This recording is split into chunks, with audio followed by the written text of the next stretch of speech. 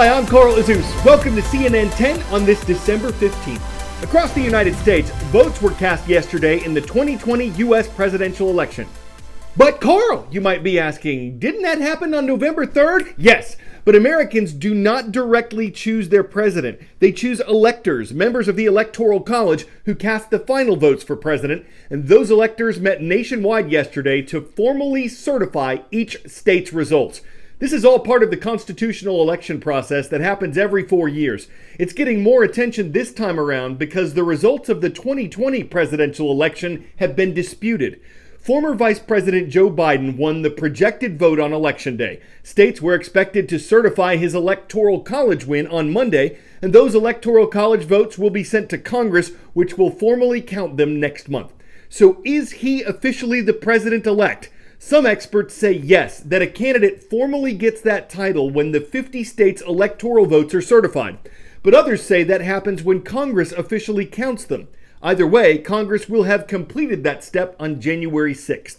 When we produced this show yesterday, though, President Donald Trump had not conceded the election. He says he's the rightful winner, though he has authorized the government to start the transition process to the next administration. The lawsuits that the president and his supporters have filed have not been successful in overturning the results from several states. And yesterday, those states moved forward in making their results official.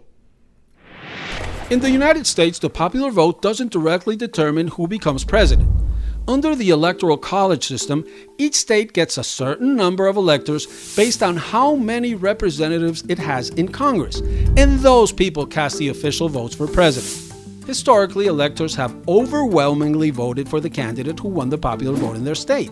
But they can stray. If they do, they're called faithless electors. Faithless electors have never changed the outcome of an election, but they have popped up over the years. For example, in 2016, 10 electors didn't vote for the candidate who won their state. There are 33 states with laws that require electors to vote for a pledged candidate, but most of them don't have any penalty for voting another way.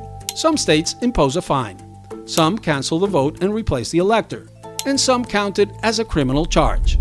In July 2020, the Supreme Court unanimously ruled that states could enforce these laws. 10-second trivia. Which of these nations is the only one that's covered partially by the Amazon rainforest? Colombia, Panama, Chile, or Paraguay? On this list, Colombia is the only nation that's touched by the Amazon rainforest.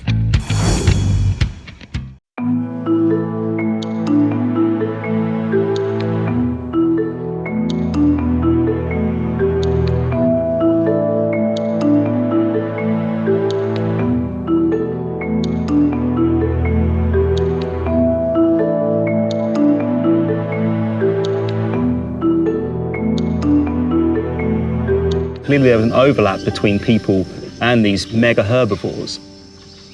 It tells us that this artwork was drawn at that time period. So this is a great chronological marker that these are some of the earliest people.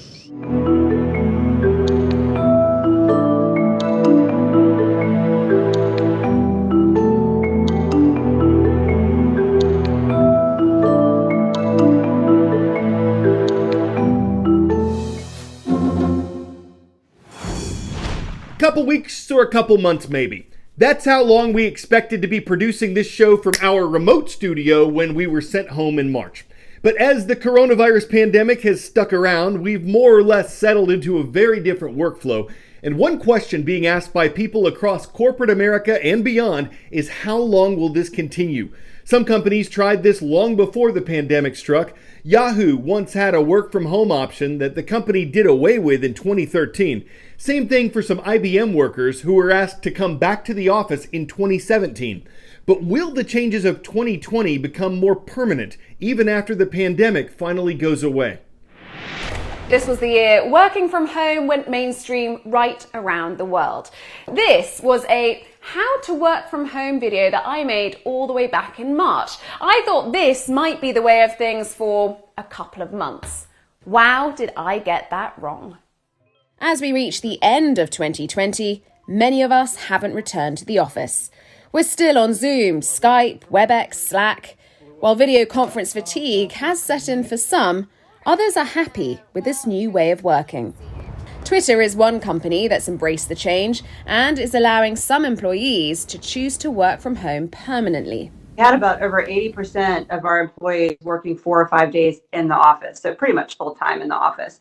And a very small percentage, single digits of people who are working full time remote, and that's almost flipped. We've done these surveys. Coming back out of it, we have in the single digits people who want to spend 4 or 5 days in the office, and much more in terms of almost a third of our workforce want to be actually full time remote. Actual productivity has remained pretty steady, but people's perception is increasing as they figure this out. Productivity is critical. 90% of workers surveyed in the UK said they would like to continue working from home often or all the time.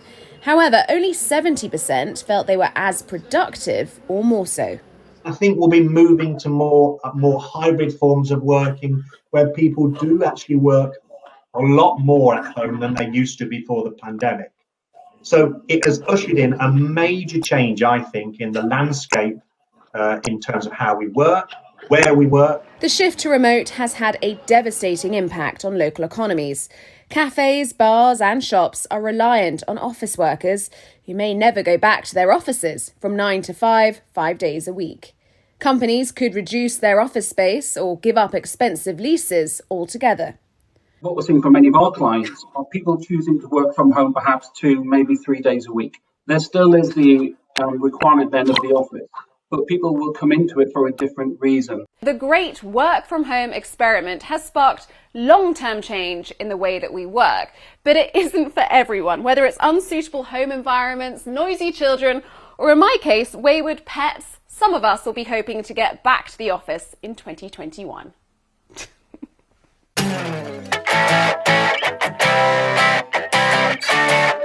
Crazy to think of 2019 as a simpler time, when kids could just walk up to Santa, sit on his lap, and get their pictures taken while they told him what they wanted for Christmas. Now there are masks, face shields, plexiglass, sometimes computer screens between jolly young people and the jolly old elf. But as everyone involved hopes this is the first and last year for scenes like this, they're still finding creative ways to drum up Christmas magic. I do have my Merry Christmas mask. So when I'm out and about, I can mask up, then make everybody else feel safe as well. He's been isolating in the North Pole for 11 months. Now Santa's ready to get back to business with a little help from his friends. This year, many of Santa's grottos are closed due to COVID-19. We're through. Which means Santa's helpers, who kindly step in when he's busy, are having to learn some new skills. Welcome to a slightly different but still wonderful Santa school. Santa HQ is an app allowing for Zoom chats with Santa. Very good indeed. Now, what we need to do is just scale it down slightly. It's run by the Ministry of Fun, one of the biggest Santa recruitment firms in the UK, who see plenty of benefits. You get to see Santa in his home. You get longer with him because normally there's a queue and there's lots of people that want to see the great man. And it's much more personal. I know it'll be slightly different, but by using video and all this technology, we can see our family no matter where they are in the world. And you can see Santa too. Now he's Zoom ready. Anna Stewart, CNN, reporting from Santa's London office in the UK. One of them says he always wears gloves and uses sanitizer. That's fantastic. You could say it slays me.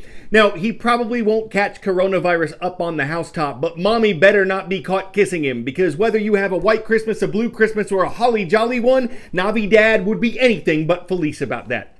I'm Carl Azus for CNN 10. Pine Forest High School sounds pretty picturesque, especially this time of year. Shout out to our viewers in Fayetteville, North Carolina. We have 3 shows to go before we wrap up for 2020.